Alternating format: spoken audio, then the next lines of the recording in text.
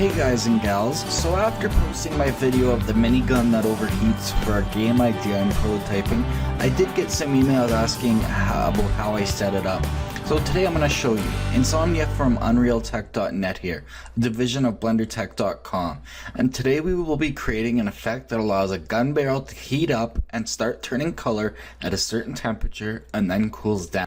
For this tutorial you'll want a basic knowledge of blueprints and materials. So with that said, remember our motto, create your way, and let's get started. We don't do a lot of material-centered tutorials, and I'd like to change that as well. We've started uploading projects and assets from our videos onto the website at UnrealTek.net, so this will be the first material uploaded. So to get started, we need a gun. I've just modeled a minigun that has a single bone rotating and two animations. We have a simple startup, and then we just have the loop for straight firing. It has a little glitch in it, but that's no big deal since it's just for testing. You can of course test this material on any plane object, but the basis of this tutorial is going to be the whole gun heat up effect. So I've gone ahead and just set basic materials here, and so we're going to create a material for the barrels here. So let's get started with the actual material. So I've gone ahead and created a folder for it. So I'm going to right click. I'm going to create a new material. I'm going to call this M for material, standard prefix, and then I'm just going to call this gun barrel heat up. And then I'm going to open it up, and all we need to do is create a base color. So I'm going to hold down 3 and click to create a constant 3 vector. And then I'm going to hold down 4 to create a 4 vector. And then I'm going to drag off of that and do one of my favorite nodes called metallic shading. So this kind of turns it into a metallic looking color when you don't have a texture. So instead of a basic black, we kind of get this metallic black. So I really like that node. So what we want to do is we want to set its default values here of 0, 0, 0, and 1.0. So that it's completely opaque and black. And then what we want to do is we want to right click on this this base color node, and we want to we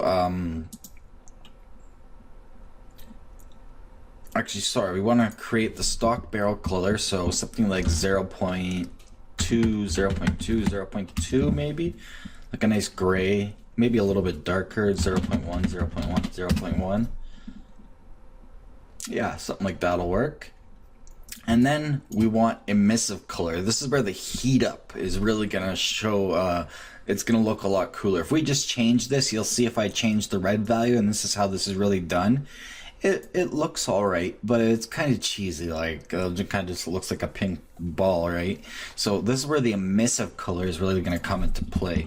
So we'll set that back, and we're just gonna copy this node. So we're another 4 vector. And we're going to plug this into the emissive material, or the emissive color, sorry. And we want this by stock to be white, so 0, 0, 0, 1, or sorry, black, so that it's not putting out any light.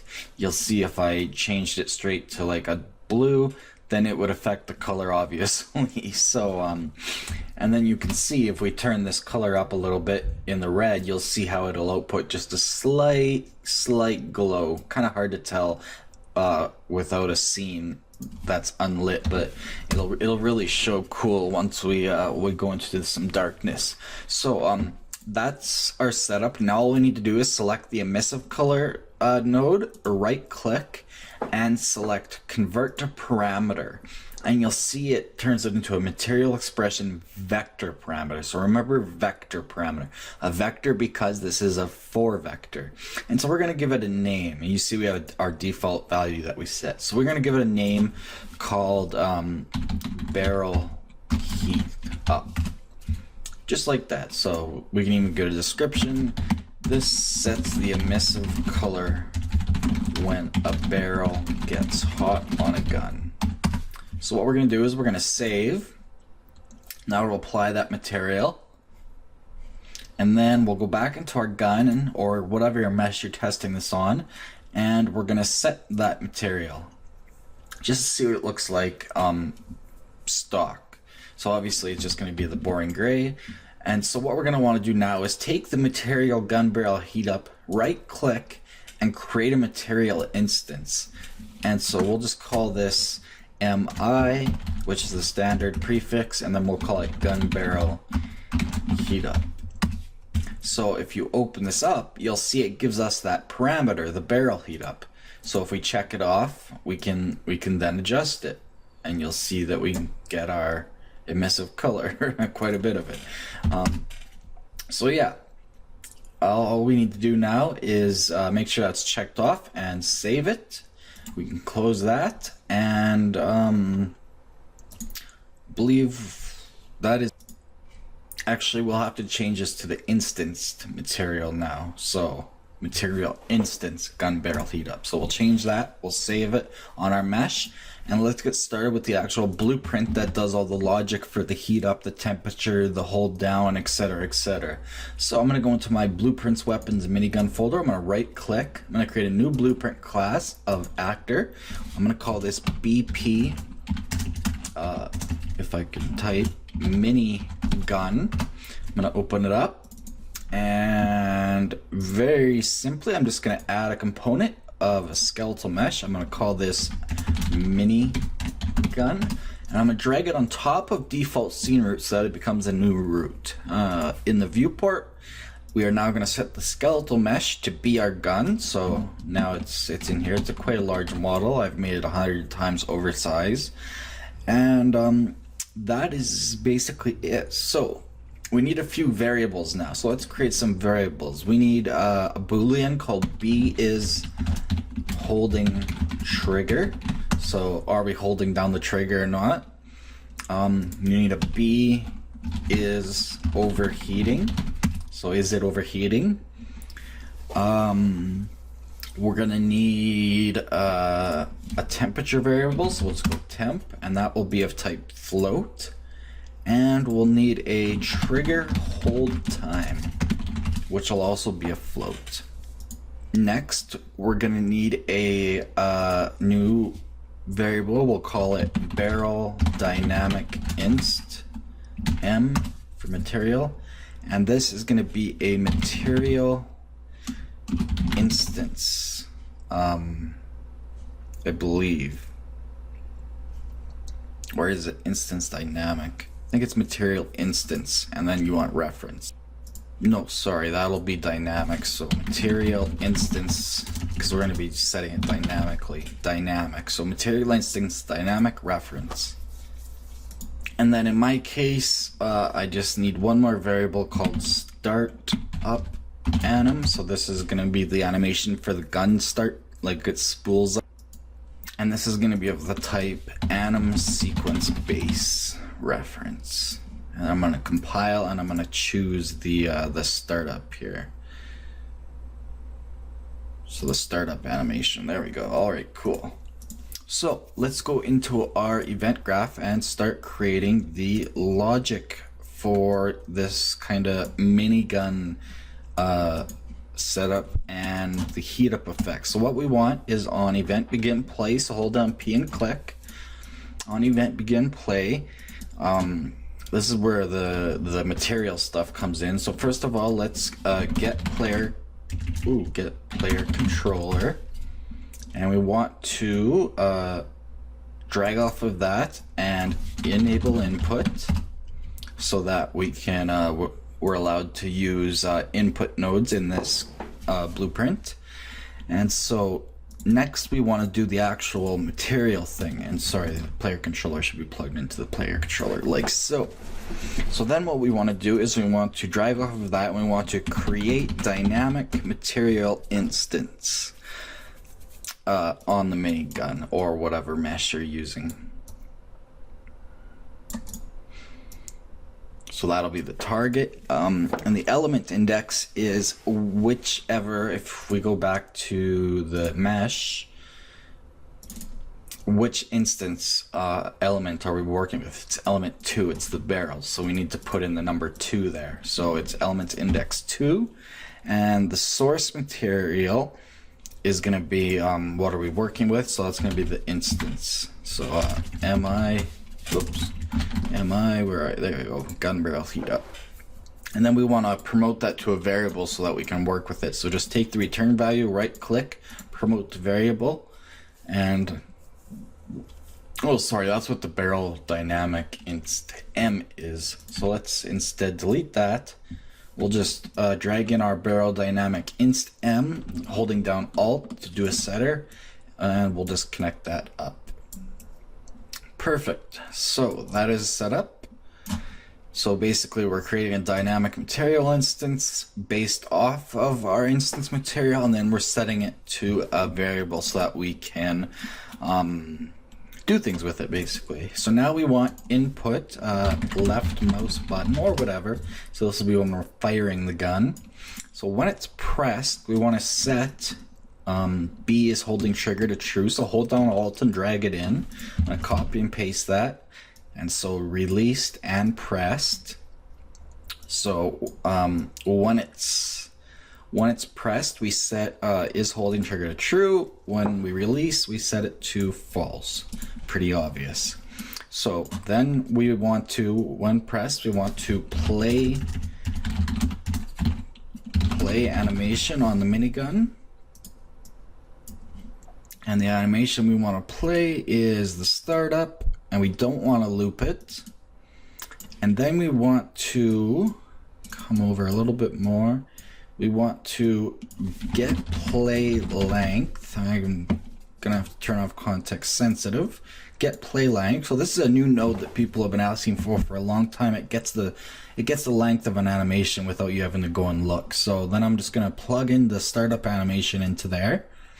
And so this will return how long that animation lasts. So I want to do a delay for that long. So I'm going to hold down D and click to make a delay node. And so I'm going to delay for that duration. So I'm just going to plug that straight in. So get play length, delay. And then after that, we want to drag off our skeletal mesh here, our minigun. I'm just going to create a reroute node. I have a macro button for it. And we want to drag off there, and we want to play another animation. So play animation. We'll just copy and paste that, not the one I wanted. Target is that. The animation to play, we want the spinning one, and this one will loop. Alrighty, and then when we release the key, we're no longer holding the trigger. And then just for kicks, we will we'll play the this animation one more time. So target minigun, there we go. And we don't want to loop that. We just want to play it one last time. So that's when it ends. So next up, and basically the last one, we want an event tick. So I'm going to go way far down because I need lots of room to work here. So we need event tick. And on event tick, we want to go straight into a sequence. I'm going to drag this down so we have lots of room to work. So the first thing we want to do is go into a branch on number 0. I think we're going to need 4 in total, so up to the number 3. So the first thing we want to do is go into a branch and check, are we holding the trigger? So drag B is holding trigger into the condition, and then if true, we set trigger hold time. So hold down alt and drag in trigger hold time. If true, we want to set that to itself, so bring in trigger hold time holding down control plus, I'm gonna go context sensitive back on, float plus float plus delta seconds, so that's the frame time. So that way this is frame rate independent, so that's a good habit to get into. That way it'll work the same no matter what frame rate the computer has. So on false, we want to go into another branch, so I'm going to hold down B and click.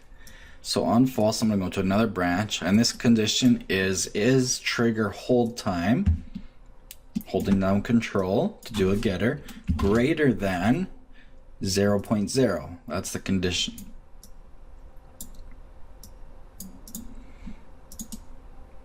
And if it is true, then we set trigger hold time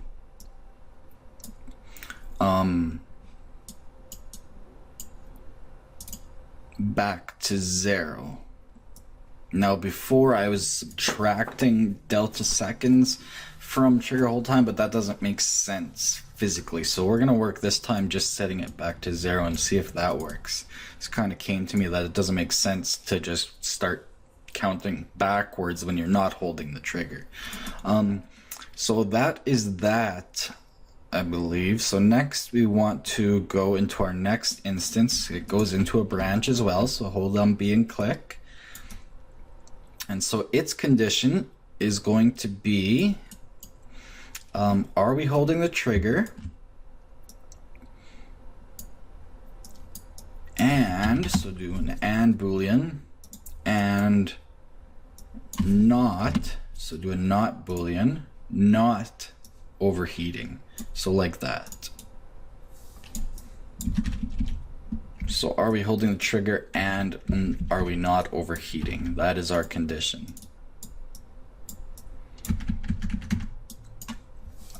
So if that condition is true, so if we're holding down the trigger, if we're firing and we're not overheating, then we want to set the temperature. So set the temperature to, we need some more space here, so I'm just going to move this all up.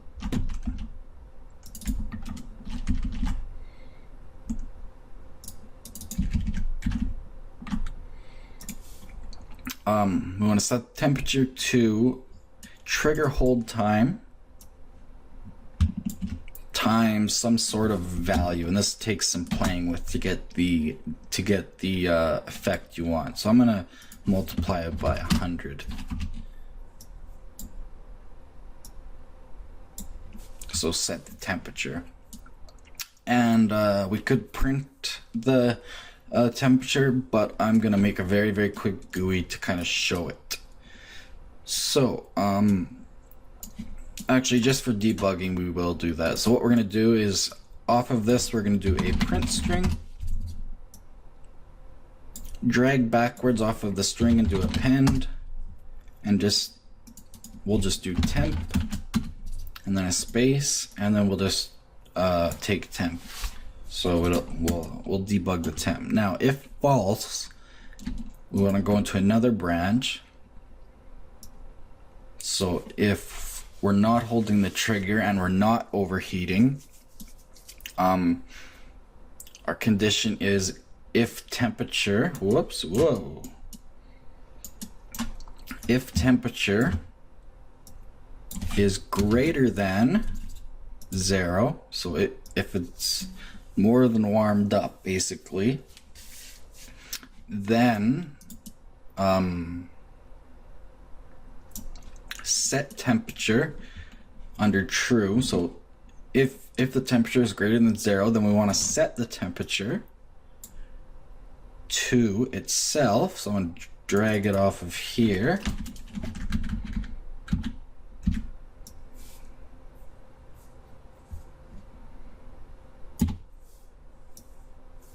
Minus something like 15. So basically it's going to go down 15 degrees per frame. So that's the cool down effect there. And we could print the temperature there too if we wanted. I'm not going to worry about it right now though, because I'm going to make a little bar. And then Then number 2, this one will be pretty quick. It just goes, whoops. It also goes into a branch, so we'll make a new branch. Number 2, and its condition is if temperature, so this is our overheat check. If temperature is greater than or equal to, so just set it to whatever you think a high temperature would be. I go about 1700. If true, then set is overheating. I set it twice, one for false, one for true. So if it's greater than or equal to 1700, then we are overheating. Otherwise, we're not overheating. And then we could put a little print string in like overheat, but we won't worry about that. I wonder if there's any sounds in this project we could use. Play sound 2D. Like a click or something. No, just engine speed sounds. Oh well. So that is that there. So our last one is just to set up the material. So 3, I'm gonna drag way back into a branch. And its condition is if temp is, whoops, greater than, so this is where do you want it to start changing color.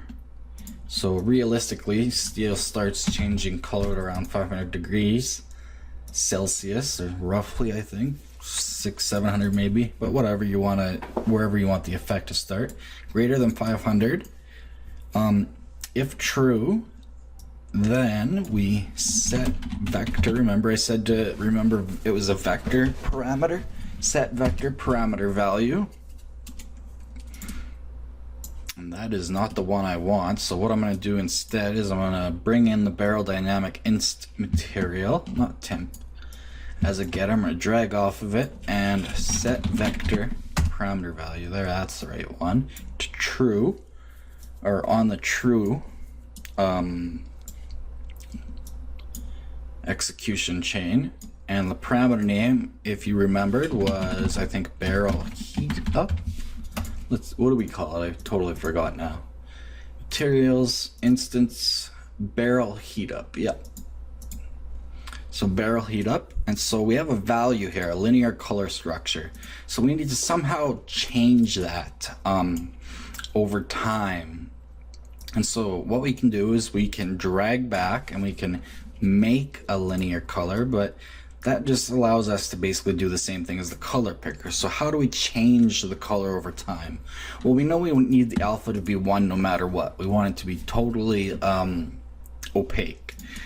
However, we need to change just the red value, so that does make it a little bit easier. So what we can do is we can take our temperature value right here. Actually, I'm just going to make a rewrote node. What we can do, and this is a very neat node that I came across when I designed this, map range clamped. So what this does, well, first I'll set up and then I'll explain it. So in range A is going to be where it starts to happen, so that's 500 degrees because that's what we set up. In range B is 1700 because that's our maximum temperature. And then out range is 0, and then I'm going to go somewhere about 0.35, and then I'm going to plug this into the R. So basically what's happening here is we're setting the red value. So by default it's set to 0. So what we're doing is every single frame, as long as once the temperature gets over 500, every single frame will go through true. It's going to create a new material basically based on this linear color, and we're setting the red value. And so what we're doing is we're taking the range of 500 to 1700 in degrees, so that's our value range, and we're turning it into the range of 0 to 0.35. So at 500 degrees, it'll be plugging in 0. At 1700 degrees, it'll be plugging in 0.35. So instead of going and doing the math and going like 1700 divided by 0.35 and figuring all that math out, it just does the range and clamps it for you. So it's a pretty neat node for doing something like this. So that should be that. Let's give it a test. We're going to compile and save. And I'm going to place this actor right in front of us here so that we can see it. I'm going to rotate it around, make sure that we can see the barrels. That should work. So let's hit play. So now, yeah, when I hold down left mouse button, it plays the animation. However, it doesn't stop the animation. So where was I playing the animation? So when we release them, oh, because it's looping up here, so we need to set that. Let's just set B looping there to B is holding trigger. That should work. So if we compile, play, there we go. So it stops once you let off the trigger. There we go. Okay, that's a good idea. So that works. So let's quickly test out our effects. We got our temperature out. So once it hits 500, as you can see, it starts glowing. It gets warmer and warmer and warmer till it reaches 1700, where it'll be at its max value. And then we'll get our overheat, and it won't go any higher. So the temperature is going higher, but it's the color's not changing anymore. And if I let go, it cools off. That's an effect that I need to fix. But if I click again, you'll see it begins the temperature right from the beginning immediately. So that needs to be changed too. That's where the trigger hold time, I don't want to set it right back to 0. That's what I'm basing the temperature off of. I think what we might be able to do is, if we go into this branch here, if we set the temperature to itself here before we set the trigger hold time back down to 0, that should fix that. So let's try that out. So I let go.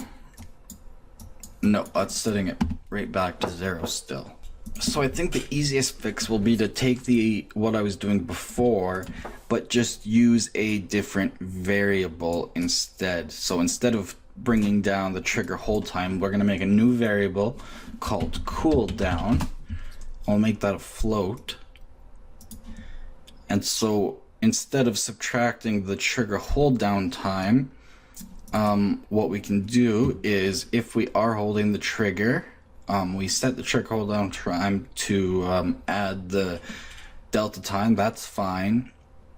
But if we're not holding the trigger and trigger hold time is greater than 0, then instead of setting the trigger hold time to 0, actually we can set that to 0. We want to do that. But then let's also set cooldown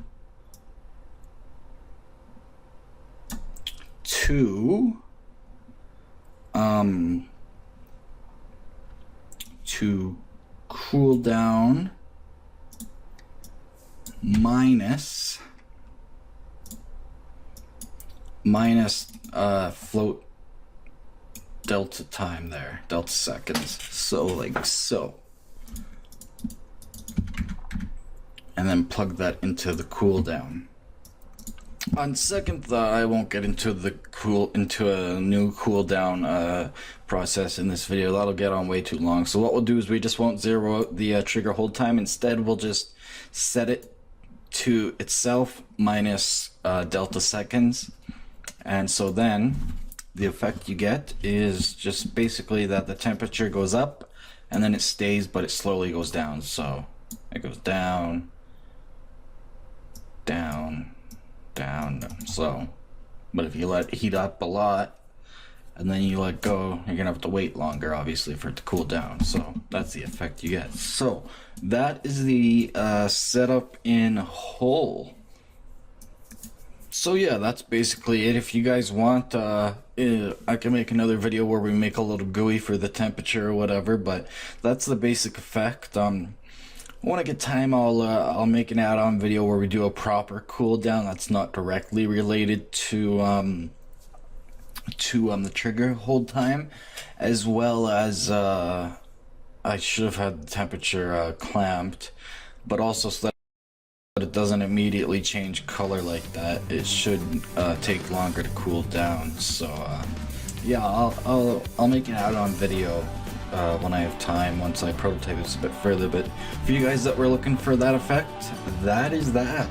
So anyways, thanks for watching from the team here at UnrealTek.net, a division of BlenderTek.com. If you enjoyed this video and learned something, please like it. Don't forget to subscribe for more videos. We're on social media, and the links on your screen. If you dislike this video for some reason, please tell us why, so we can continually improve our videos based on your community input. We also take requests. We'll see you next time. Remember, create your way.